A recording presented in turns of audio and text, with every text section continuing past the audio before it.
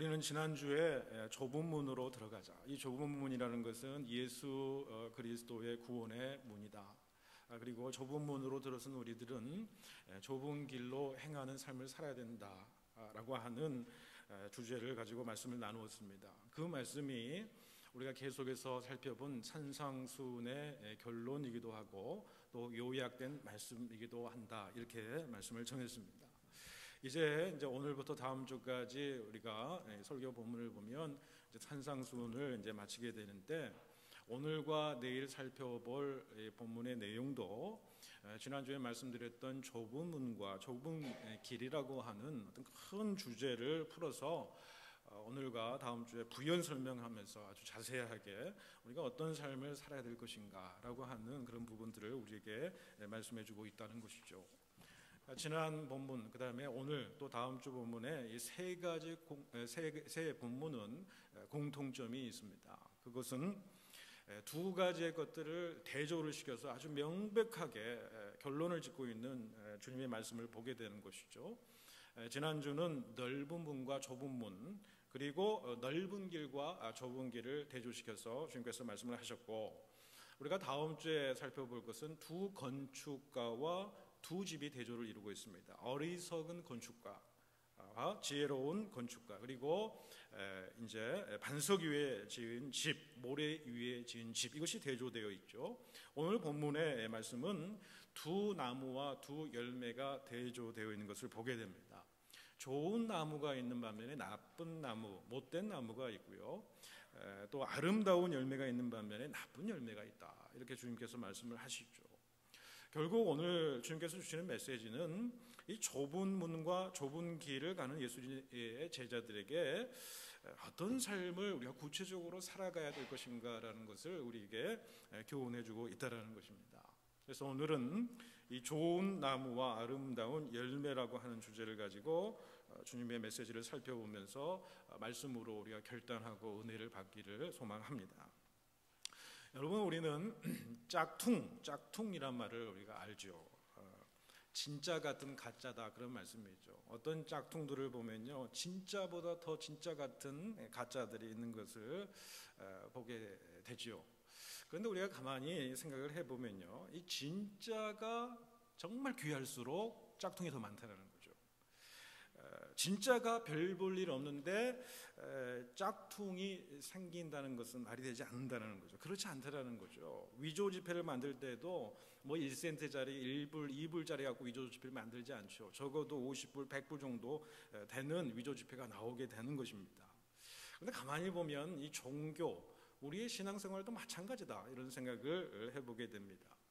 우리가 믿는 하나님은 상천하지의 유일하신 하나님이시죠. 그와 같은 분이 없으시죠. 천지만물을 창조하시고 또 이 천지만물을 섭리하시고 운행하시는 그 하나님, 진짜 참 하나님이시다라는 거죠. 그러니까 여러분, 뭐가 많겠습니까? 짝퉁이 많다는 거죠. 이단이 생길 수밖에 없고, 사이비, 유사종교, 토테미즘, 애니미즘, 뭐 타종교 등등 많이 짝퉁들이 생길 수밖에 없어요. 근데 그것이 이상할 것이 하나도 없다라는 거예요. 왜? 참된 신, 유일하신 분은 오직 하나님이시기 때문에. 그런데 신앙인의 삶도 마찬가지다라는 것입니다. 하나님을 정말 헌신적으로 믿는 어떤 신앙인, 진짜 신앙인이 있죠. 예수님의 참전 제자가 되려고 노력하고 헌신하고 하나님 앞에서 경건한 삶을 살려고 하는 그런 참된 신앙인이 있습니다. 반면에 짝퉁도 있습니다. 짝퉁 신앙인도 있다는 말씀이에요. 진짜 신앙인이 있으니까 짝퉁 신앙인도 있게 마련이에요. 진짜 목회자가 있으니까 짝퉁도 있게 마련, 짝퉁 목회자도 있게 마련이라는 거예요. 이처럼 오늘 말씀은 주님께서 이 좋은 나무가 있은 반면에 짝퉁 나무, 못된 나무도 있다, 이렇게 말씀을 하신다는 거죠. 17절 말씀해 보시면 이와 같이 좋은 나무마다 아름다운 열매를 맺고 못된 나무가 나쁜 열매를 맺나니, 이렇게 말씀을 하고 있습니다. 이 말씀은 우리 인간의 세상에 살아가는 아주 기초적인 진리의 말씀이죠. 심는 대로 거둔다라는 그런 말씀입니다. 우리 단순한 이 진리 앞에 우리는 참 정직해야 될 줄로 믿습니다. 심는 대로 거둔 거죠. 이게 얼마나 간단합니까? 콩을 심으면 콩이 날 것이고 팥을 심으면 팥이 나는 것이죠. 콩을 심었는데 팥이 날 리가 없는 겁니다. 또 하나, 안 심으면은 열매가 있을 수가 없죠. 우리 신앙생활도 마찬가지예요. 하나님 앞에 헌신하고 희생하고 예배드리며 기도하며 말씀을 듣는 어떤 그런 헌신적인 삶이 없이 우리가 하나님의 은혜를 받고 하나님의 축복의 통로자가 되기를 원한다는 것은 어불성설이라는 거예요. 하나님은 만홀히 여김을 받는 분이 아니시라는 거예요. 심는 대로 거두는 겁니다. 이것도 신앙의 법칙이라는 거예요. 우리나라 속담 가운데에 될성 부른 나무는 떡잎부터 알아본다라는 말씀이 있어요. 이 나무가 좋으면요 자연스럽게 좋은 열매, 아름다운 열매를 맺혀지게 돼 있다라는 거예요. 그런데 반대되는 의미의 속담도 있어요. 싹수가 노랗다라고 하는 표현이 있단 말이에요. 여러분, 그것은 뭐예요? 싹이 빗나가면 좋은 열매를 기대할 수 없는 거예요. 이게 세상 이치고 하나님의 법칙이다라는 거예요. 그래서 오늘 본문의 주제는 무엇이냐? 아름다운 열매를 맺고자 원한다면 좋은 나무가 되어라 라고 하는 그런 메시지가 있다고 한다는 사실입니다.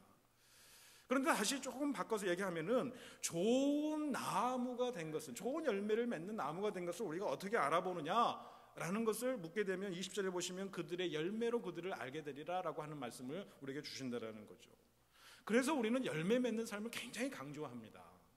우리도 이 성령의 능력으로 열매 맺는 교회라고 하는 우리 1년 주제 표를 가지고 우리가 나아갑니다만은 참 신앙생활에도 그래요. 열매를 맺는 삶을 살아야 된다. 또 우리 자녀들의 삶이라든지 우리 가정의 생업도 마찬가지죠. 열매 맺는 어떤 그 생업의 현장, 이 자녀들의 모습을 보기를 원하는 것이 아주 자연스럽다는 거예요. 그래서 열매 맺는 삶을 살아가자라고 이렇게 강조하는 것은 전혀 나쁜 이야기가 아니죠. 그런데 우리가 주의해야 될 점이 있습니다.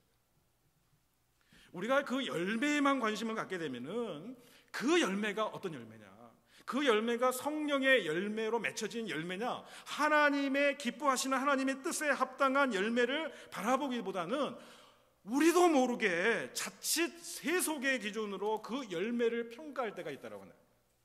신앙인의 헌신과 삶과 이런 것들도 이 세상적인 세속적인 눈으로 그 열매를 판단할 때가 있다라는 거예요. 여러분, 좋은 교회가 어떤 교회입니까? 좋은 신앙인이 좋은 목회자가 어떤 목회자입니까? 어떤 기준으로 좋다고 이야기할 수 있습니까? 세속적인 기준을 가지고 바라보는 것이 사실 우리 가운데에 많이 있습니다. 은연중에 많이 있다는 거죠. 결과 우선주의적인 생각이 있고요, 인본주의적인 생각으로 판단할 경우가 굉장히 많다는 거예요. 그런데 좁은 문, 좁은 길로 가는 참된 예수의 제자의 삶을 이 세속적인 기준으로 평가하고 판단할 수 있는 거예요. 세상적인 기준으로 그 결과를 보고만 판단할 수 있냐라고 하는 그런 말씀을 우리는 물어야 된다는 거예요. 수많은 성도들이 있는 한국에 대형교회들이 있습니다. 대형교회 목회자들이 있어요. 지금 이 시간에 대형교회와 대형 목회자들에 대해서 내가 비난할 마음은 없습니다. 그런데 그 모습 가운데에 참 이것은 아니다, 이거는 하나님의 말씀에 비추어서 이거는 하나님의 온전하신 뜻이 이루어지지 않는 교회의 모습, 그 목회자의 모습을 바라볼 때가 참 있다라고 한다는 사실이에요. 그 점을 보라면 참 안타깝죠. 교회가 교회 위에 군림하려고 합니다. 작은 교회를 딛고 일어서려고 해요. 군림하는 어떤 교회, 군림하는 목사는 모든 것들을 군림하려고 그래요. 승리주의에 도취됩니다. 결과주의에 도취돼요. 세속주의에 도취되는 그런 성도들도 있다라고 한다는 사실이죠. 물론 다 그런 건 아니죠. 세상적인 기준으로, 세속적인 기준으로 판단해 보면 많은 열매가 맺혀진 것처럼 보인다라는 거예요. 그런데 그 내면에 뭐가 있느냐? 물질적인 것이 그 마음에 더 도사리고 있다는 거예요. 배타적이고요, 독선적이고 무례하고 지나치게 광신적이라는 거예요. 굉장히 자기의 뜻에 맞지 않으면, 그 교회 뜻에 맞지 않으면 분열을 일으키게 되고, 너무 심한 경쟁이 일어나게 되고, 건전한 비판의식이 사라지게 되고, 한 사람의 인간을 찬양하는 그런 모습 속으로 나가게 되는 그런 모습, 그런 대형교회의 모습, 그런 대형교회의 목회자들의 모습을 바라볼 때에 이것이 좋은 열매입니까? 좋은 아름다운 모습입니까? 정말로 우리가 생각해야 될 건 무엇이냐면, 우리 안에 얼마나 그리스도의 형상이 맺혀져 가는 삶을 살아가고 있는가, 그것을 바라봐야 된다는, 그 열매를 우리가 생각해야 된다는 거예요. 내가 얼마나 하나님의 말씀에 순종하는 삶을 살려고 노력하는가, 내가 얼마나 하나님의 뜻을 따라서 살려고 발버둥 치면서 노력하는가, 내가 죄와 싸워서 그 죄와 싸움에서 승리하기 위해서 비 흘리기까지 내가 예수 그리스도의 말씀에 순종하면서 살려고 노력하고 있는가. 여러분, 이런 사람이 좋은 나무입니다. 이것이 좋은 열매를 맺혀지는 삶이라는 거예요. 비록 세상에서는 세상의 그 넓은 문과 화려한 길과 화려한 열매, 그 아름다운 꽃을 우리가 우리 삶 속에서 꽃피우지 못한다고 할지라도 그들이 진정 아름다운 열매를 맺는 사람이 아닌가 싶어요. 우리는 이러한 질문들이 우리 가운데 있어야 된다고 생각을 합니다. 먼저 이 본문에서 이 나쁜 열매에 대해서 먼저 얘기를 하죠. 나쁜 열매를 맺는 못된 나무는 어떤 자들인가? 한마디로 거짓 선지자라고요. 거짓 선지자라고요. 거짓 선지자들이 하는 일들이 뭐냐면 동기가 중요하지 않습니다. 과정이 중요하지 않습니다. 결과 우선주의자들이라는 거예요. 주님은 그들을 대해서 어떻게 말씀하십니까? 22절 여러분 보십시오.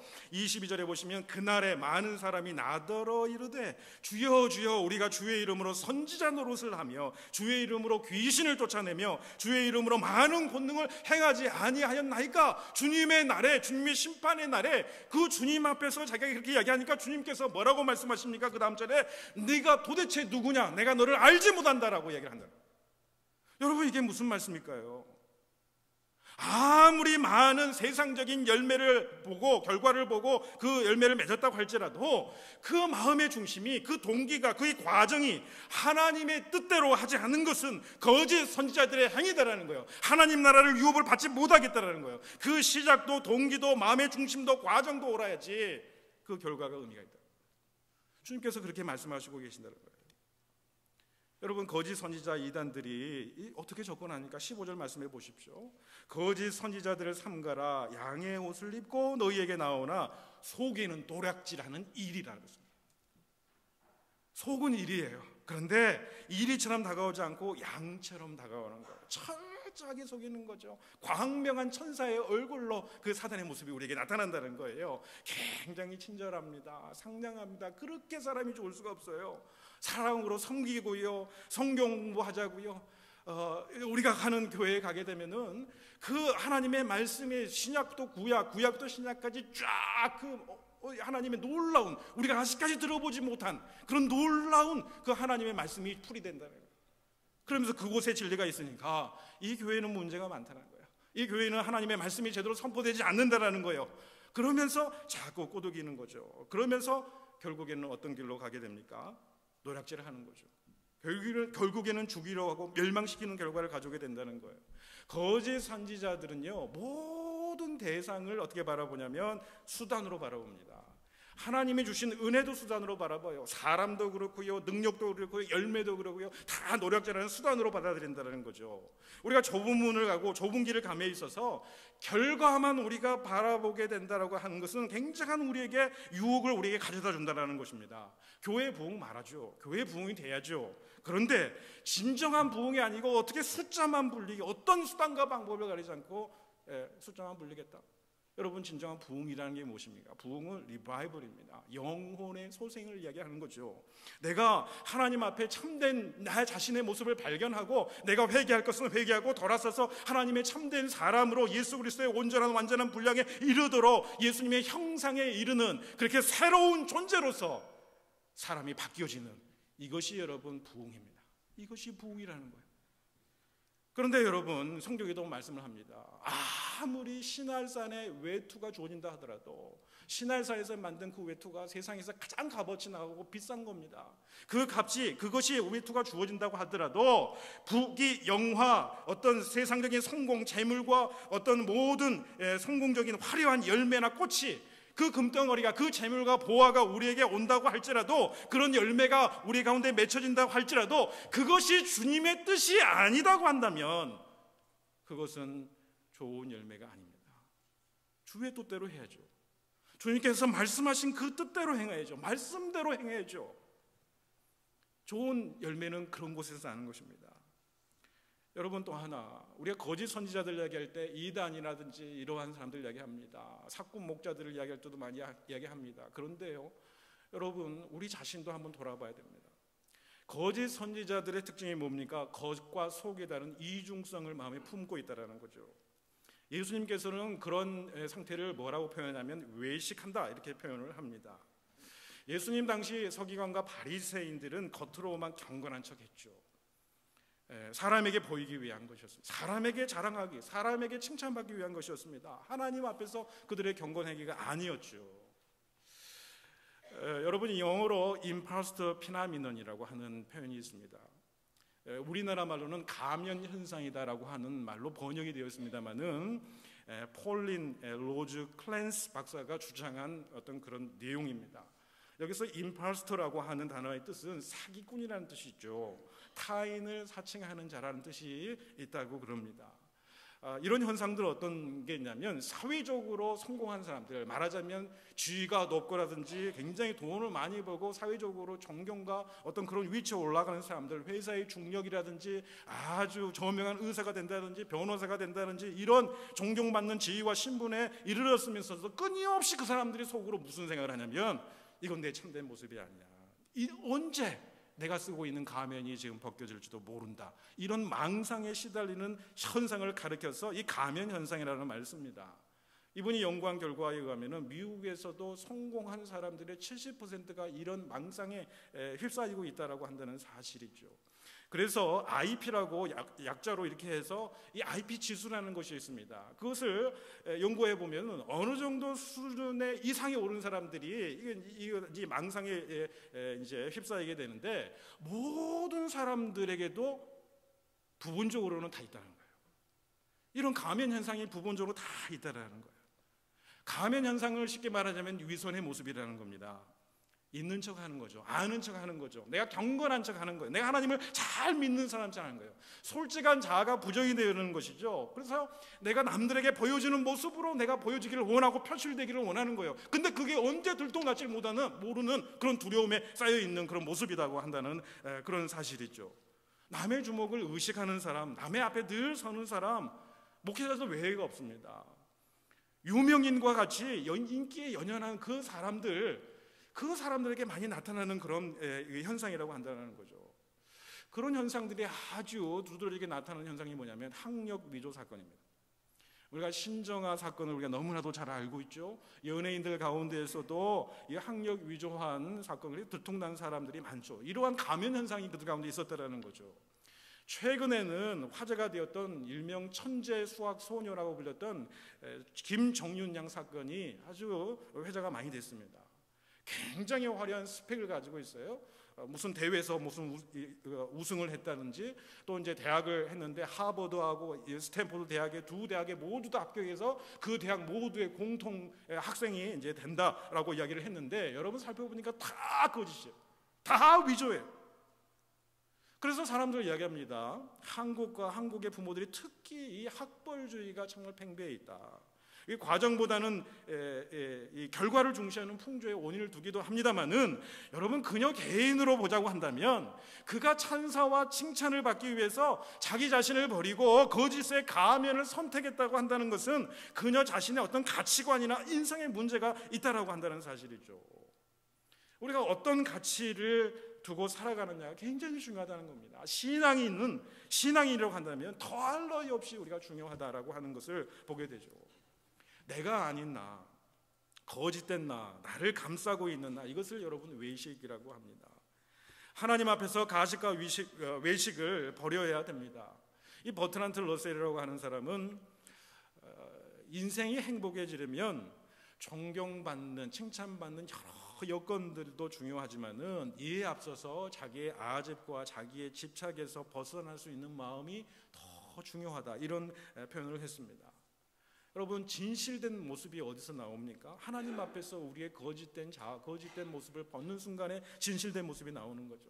거룩한 모습은 바로 외식의 탈을 벗을 때 나타나는 거죠. 평강을 얻는 것은 무엇입니까? 외식의 탈을 벗는 순간, 위선을 벗는 순간 참된 평강이 있는 거죠. 내 안에 나를 감추고 있으면 평강이 임하지 않는 겁니다.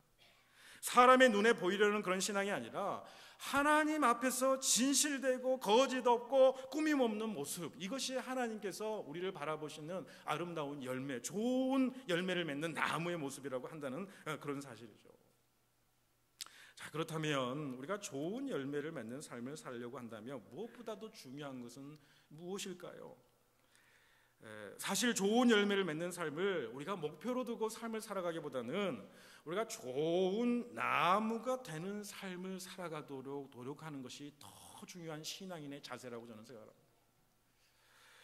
한국교회가 존경하는 한경직 목사님이 후배들에게 종종 이런 말씀을 하셨다고 합니다. 그저 사람마다 좋은 열매 맺으려고 애를 쓰는데 그 성과에 너무 연연하고 있는데 후배 목사님들을 보니까 그 교회 키우려고 그렇게 열매를 맺고 성장하려고 하려고 교회를 키우려고 그렇게 너무 성과에 연연하고 있는데 그러지 말라는 거예요. 그게 잘못이라는 거예요. 그러지 말고 좋은 나무가 되라. 좋은 나무가 되라. 참 의미 있는 말씀이라고 생각합니다.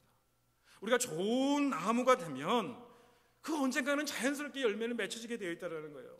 좋은 나무로 준비되는 것이 중요하지. 좋은 나무로 준비만 되면 때가 되면 가을이 되면 열매를 맺고 반드시 그렇게 된다는 겁니다. 그렇다면 좋은 나무가 되는 신앙인의 삶의 모습은 어떤 모습입니까? 여러분, 예수님께서는요 열매 맺는 삶을 먼저 얘기하는 것이 아니라 좋은 나무에 대해서 먼저 말씀을 하셨다는 사실을 우리 기억해야 됩니다. 열매가 행위라고 한다면요 나무는, 좋은 나무는 사람의 됨됨이를 얘기하는 거죠. 인격과 성품, 신앙적인 인격과 성품을 얘기하는 것입니다. 예수님은 우리의 행위를 이래라 저래라 하기 전에 먼저 말씀하신 것이 무엇입니까? 사람됨, 사람다운 사람, 하나님의 사람다운 사람, 예수님의 제자다운 제자, 이 존재됨의 의미를 먼저 강조했다는 거예요. 행위가 아닙니다. 존재됨의 의미를 하나님께서 먼저 강조하셨다는 사실이죠. 우리가 순간적으로 보여지는 행동은요 얼마든지 행할 수 있습니다. 얼마든지 가식적으로 행할 수 있죠. 그런데 속사람은 여전합니다. 우리가 행동을 한두 개만 바꾼다고 해서 되는 것이 아니지 않습니까? 열매 이전에 나무를 잘 가꾸고 잘 이렇게 해야 된다는 거예요. 그것은 무엇이냐면 우리의 속사람이 강건해집니다. 속사람을 잘 관리하고 잘 가꾸어야 된다는 거예요. 속사람을 잘 관리하고 가꾸기 위해서 제일 중요한 게 무엇입니까? 우리가 참 포도나무이신 예수님께 붙어 있어야 된다는 거죠. 그 가지가 포도나무에서 떨어지게 되면은 열매를 맺지 못하고요 떨어져서 그것이 불쏘시개로 사용될 수밖에 없다라는 거예요. 열매 맺을 수도 없는 거죠. 속 사람이 강건해지는 것은 뭐냐면 예수 안에 붙어 있는 거예요. 예수와 함께 살아가는 거죠. 내가 선한 목자요, 내가 참 길이요 진리요 생명이니 내가 생수이고 내가 생명이 떡이니라고 말씀하신 그 예수 그리스도 안에서 우리의 성품이 예수 그리스도의 성품화 되는 것, 이것이 바로 좋은 나무로 변화되는 거예요. 그 나무는 반드시 아름다운 열매를 맺게 되어 있더라는 거예요. 여러분, 좋은 나무가 되는 과정, 그것은 내 내면을, 내 마음의 중심을 가꾸는 일일 것입니다. 속사람이 강건해지는 어떤 그런 과정일 것입니다. 이것이 바로 경건의 훈련을 통해서 이루어진다고 한다는 사실이죠. 우리가 드리는 이 예배를 통해서 우리가 그러한 어떤 속사람이 강건해지는 좋은 나무가 될 수 있는 그런 과정이 이 예배를 통해서 이루어진다는 거죠. 나의 삶의 중심과 내 생명보다 더 중요하게 생각하는 것이 예배라고 생각하고 이 예배를 통해서 하나님을 만나는 그 순간을 사모하고 그 예배를 소중하게 여기는 나의 삶의 모습 속에서 우리는 좋은 나무로, 속사람이 강건해진 사람으로 변화된다는 거예요. 또한 기도 생활, 하나님과의 대화의 통로가 있는 거죠. 말씀을 묵상하는 거죠. 이것들이 바로 경건의 훈련이자 좋은 나무가 되는 과정이라고 한다는 사실이죠. 여러분, 예배는 하나님과의 만남이죠. 기도는 하나님과의 대화입니다. 우리가 하나님과의 만남과 대화의 시간을 갖지 않으면서 어떻게 하나님의 성품을 닮을 수 있습니까? 어떻게 하나님의 뜻을 알 수가 있습니까? 우리가 누구를 만나서 많은 대화를 나누고 많은 시간을 나누는 그 사람들에게 우리가 영향력을 받게 되어 있다고 한다는 사실. 우리가 하나님의 거룩한 성품을 우리가 닮아가려고 한다면 그분과의 만남을 사모하고 그 만남 속에서 그 하나님의 음성을 듣고 그분과 대화할 수 있는 그 시간이 많이 있어야 된다는 거예요. 그러는 과정 속에서 우리는 좋은 나무가 되어간다는 거예요. 여러분, 그리스도의 성품은요 나무와 같습니다. 하룻밤 사이에 자라는 것이 아니다라는 사실이죠. 그러나 나무는요 자라게 되어 있습니다. 나무가 비를 받고 또 물을 받게 되고 또 거름을 주게 되고 또 햇볕을 쬐게 되면은 우리 눈에 보이지 않지만 반드시 자라게 되어 있다는 거예요. 우리 안에 심겨야 될 예수님의 성품, 예수님의 그러한 인성은 어떤 것입니까? 우리의 눈에 보기에는 얼른 변화되지 않는 것 같아요. 사람을 보기에는 사람은 변하지 않는다고 생각을 해요. 그러나 그런 마음이 도대체 사람을 변화시킬 수 없는 거예요. 내가 예수님을 만나고 예배 가운데 하나님을 만나고 기도 가운데 예수님과 대화를 통해서 말씀을 묵상하고 하나님의 뜻이 온전히 내 삶 가운데 이루어지게 될 때에 반드시 그 사람은 하나님의 놀라운 능력이 임하시고 변하게 되어 있다는 거예요.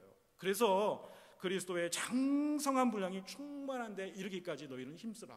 그렇게 사도 바울에게 권면하고 있다는 겁니다. 우리 안에 좋은 나무를 가꾸기 위해서는 우리는 말씀 안에 거해야 됩니다. 요한복음 8장 31절 이하의 말씀해 보시면 예수님께서 뭐라고 말씀하십니까? 너희가 내 말에 거하면 참 내 제자가 되고 진리를 알지니 진리가 너희를 자유롭게 하리라. 그렇게 말씀합니다. 너희가 내 말 안에 거해요. 말씀 안에 거하게 될 때 진리를 알게 된다는 거죠. 신명기 28장에 보시면은 축복의 말씀이 잘 이게 기록이 되어 있습니다. 그런데 하나님께서는 축복을 아무에게나 아무 조건 없이 준다 이렇게 말씀하지 않았어요. 거기에는 하나님께서 조건을 다셨는데 그게 무슨 말씀입니까? 너희가 말씀에 순종하면, 말씀을 삼가 들으면, 그 말씀을 따라 행하면이라고 하는 조건이 달려 있다라고 한다는 사실이죠.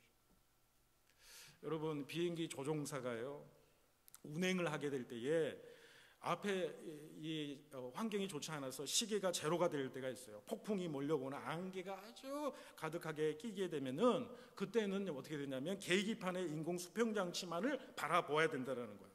그런데 우리가 제트기를 운행을 한다거나 전투기를 운행하다 보면은 폭풍이 오거나 안개가 가득하게 끼게 되고 또 전투기는 위로 날았다가 아래로 내려갔다가 뒤집어졌다 그러기 때문에 갑자기 어느 순간에 보면은 이 몸의 감각이 평형 감각이 사라지게 되고 이게 하늘로 올라가는 것인지 땅으로 내려가는 것인지 그거를 구분하지 못할 때가 많이 있다라는 거예요. 그럴 때에 조종사가 이 지역은 내가 너무 많고 너무 잘 알고 너무나도 많이 운행을 했기 때문에 자신이 느끼는 대로 감각이 자기에게 전해주는 대로 비행기를 몰다 보면 자기도 죽고 모든 사람이 죽게 만든다. 추락하게 된다는 거예요. 무조건 계기판을 바라보고 따라야 살게 되더라는 것입니다. 여러분, 이게 무슨 말씀입니까? 우리는 무조건 하나님의 말씀에 순종해 우리가 사는 길이 거기에 있다는 거예요.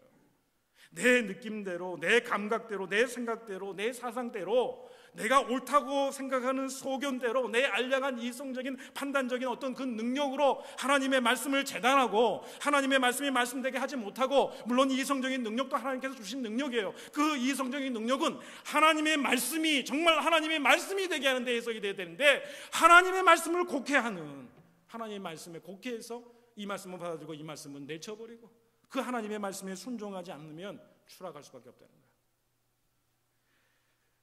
여러분, 좋은 나무가 된다는 것은요 좋은 토양이 있어야 돼요. 거기에 영양가도 있어 물도 줘야 돼요. 거름도 줘야 되는 거죠. 여러분, 우리 마음 가운데 우리의 마음의 밭이 하나님의 말씀이 들어와서 그 말씀이 생명력으로 역사해서 변화되기 위해서는 우리의 마음의 밭을 기경해야 된다는 거예요. 옥토와 같은 마음의 밭으로 기경을 해야 올바른 나무가 우리 안에 성장이 된다는 겁니다.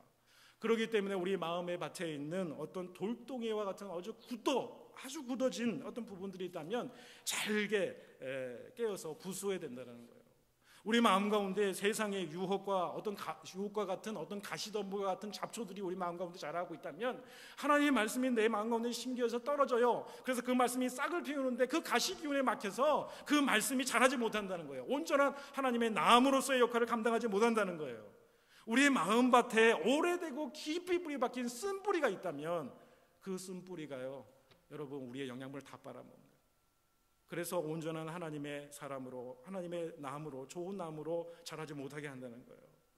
여러분, 좋은 나무가 됨으로써 우리가 얻는 진정한 열매는 무엇일까요? 진정한 열매가 무엇일까? 저는 그 진정한 열매를, 그 하나님이 원하시는 열매가 갈라디아서 5장 19절 이하에 있는 성령의 9가지 열매다 이렇게 생각을 합니다. 사랑과 희락과 화평과 오래 참음과 자비와 양성과 충성과 온유와 절제. 여러분, 이것이 우리에게 주시는, 우리가 맺어줘야 될 이 열매라는 거예요. 아름다운 열매라고 한다는 사실입니다. 여러분, 성령의 열매를 자세히 보면은 무엇입니까? 그 성품 하나하나가 예수님의 성품이라는 거예요. 여러분, 사랑과 희락과 화평, 오래 참음, 자비, 양선, 충성, 온유, 절제, 이 모든 것들이 예수님께서 이 땅에 오셔서 몸소 행하신 그 사역의 결과로서, 그의 인품에 나온 어떤 결과로서의 성품이라는 거예요. 그래서 우리가 맺어야 될 이 열매는 뭐냐면 바로 예수님의 성품인 이 성령의 9가지 열매들이라는 거예요. 여러분, 마지막으로 우리가 본문 21절에서 마지막 23절까지 말씀을 우리 다 같이 보시기를 바랍니다. 21절, 23절 함께 읽겠습니다. 나더러 주여 주여 하는 자마다 다 천국에 들어갈 것이 아니요 다만 하늘에 계신 내 아버지의 뜻대로 행하는 자라야 들어가리라. 그날에 많은 사람이 나더러 이르되 주여 주여 우리가 주의 이름으로 선지자 노릇하며 주의 이름으로 귀신을 쫓아내며 주의 이름으로 많은 권능을 행하지 아니하였나이까 하리니 그때에 내가 그들에게 밝히 말하되 내가 너희를 도무지 알지 못하니 불법을 행하는 자들아 내게서 떠나가라 하리라. 아멘. 주님은 말씀을 하셨습니다.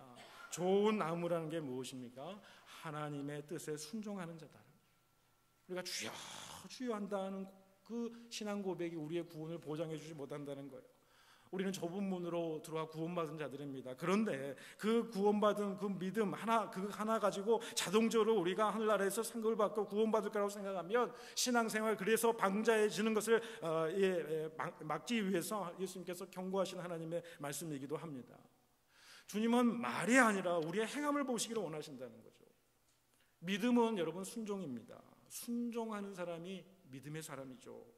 중요한 것은 무엇입니까? 내 뜻이 아니죠. 내 생각이 아닙니다. 세상적인 상식과 세상적인 기준이 아니라는 거예요. 하나님의 뜻입니다. 하나님의 뜻대로 행하는 것, 이것이 온전한 믿음이라는 거예요. 그 온전한 믿음을 가진 사람은 반드시 행함의 열매를 맺게 됐다는 거예요. 믿음이 뿌리라고 한다면 행하는 그 열매라고 한다는 것이죠. 믿는데 우리의 삶에 행함의 결과가 없다고 한다면 온전한 믿음이 아니다라는 거예요. 스스로 내가 믿음이 있다 착각할 뿐이라는 겁니다. 하나님의 뜻이라는 게 무엇일까요? 그 뜻은 바로 오늘 우리에게 주시는 이 산상수훈의 말씀 가운데 담겨져 있는 것이죠. 여러분, 하나님의 뜻은요 이미 우리들에게 대부분은 다 계시가 되었습니다. 하나님의 특별한 계시가 있어서 하나님의 예언하는 능사, 이런 예언의 어떤 능사라든지 그런 계시된 말씀이 아니고서는 이 성경 말씀에 이미 다 하나님의 뜻이 다 계시되었죠. 그런데 이 하나님의 말씀에 대한 계시를 우리가 왜 깨닫지 못합니까? 이것이 내 말씀이 되지 못했다는 거예요.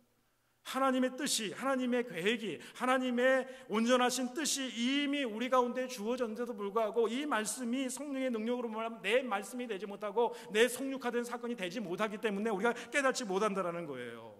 하나님의 말씀은, 그 계시된 말씀은 이미 우리에게 이루어졌다. 그 말씀대로 순종하고 그 말씀이 우리 삶 가운데 이루어지는 사람이 필요하다는 거예요. 특별히 여러분, 이 산상수훈은 하나님께서 이 세상 이제 끝나고 나서 하나님 앞에 심판받을 그 마지막 날에 최후 법정에서 통용될 하나님의 법칙, 하나님의 기준이에요. 우리를 평가하는 기준이 산상수훈이라는 겁니다. 오늘 말씀에처럼 하늘나라에 갔더니 뭐라고 이야기를 합니까? 주여 주여 내가 주의 이름으로 내가 선지자 노릇을 했고 주의 이름으로 귀신을 쫓아냈고 주의 이름으로 많은 권능을 행하지 않았습니까? 라고 이야기를 했죠. 그러니까 예수님께서 뭐라고 합니까? 내가 도무지 너희를 알지 못한다라고 이야기를 해요. 세상에서는요 기적을 일으키거나 능력을 일으키거나 그렇게 되면 사람들이 몰리게 돼 있어요. 그런데 기적 자체는 중요한 것이 아니라, 기적이 하나님의 심판의 기준이 아니라, 능력의 기준이 아니라, 믿지 않는 자들을 이 기적을 통해서 예수 그리스도를 믿게 하는 거예요. 예수 그리스도를 증거하게 하는 거예요. 예수 그리스도를 나의 주님으로 모시게 하는 거예요. 그래서 주님의 말씀대로 순종하는 삶을 살아가게 하고 예수 그리스도의 향기가 드러나게 하는 삶을 살아가는 데에 목적이 있는 것이 하나님의 놀라운 기적의 역사라는 거죠. 그러니까 기적보다 더 중요한 것은 무엇이냐면 하나님 앞에 순종하는 모습이에요. 말씀 앞에 순종하는 모습이라는 거예요. 만약에 우리가 병이 있어요. 그래서 병 고치는 기적을 받았어요. 문제 해결함을 받았어요. 그런데 그 이후에 우리의 삶이 똑같은 삶이에요. 변하지 않고 세상적인 방식대로 우리가 살아간다고 한다면 그건 아무런 의미가 없다는 거예요. 그러나 때때로 우리가 병 고침을 달라고 하나님 앞에 기도를 해요. 우리의 문제를 좀 해결해 달라고 기도를 해요. 그런데 그렇게 간절히 기도했어도 내 기도에 응답하지 않으세요. 그럼에도 불구하고 하나님의 말씀에 순종하는 삶을 살아가다 보면은 하나님의 뜻이 내 뜻과는 다르게 이루어지는 걸 보게 돼요. 또 다른 하나님의 놀라운 은혜와 은총이 우리에게 부어지는 것을 우리가 경험하게 살더라는 거예요. 무엇보다도 중요한 건 뭐냐면 기적을 바라는 것이 아니라 하나님의 뜻에, 하나님의 말씀에 순종하는 삶을 살아가는 것, 이것이 여러분 진정한 기적인 줄 믿으시기 바랍니다. 여러분, 마지막으로 우리가 기억해야 될 것은 아름다운 열매에 대한 판단은 하나님께서 최종적으로 하신다는 거예요. 여러분, 22절에 초두에 뭐라고 이야기를 하십니까? 그 날에 많은 사람들이 나더러 이르되.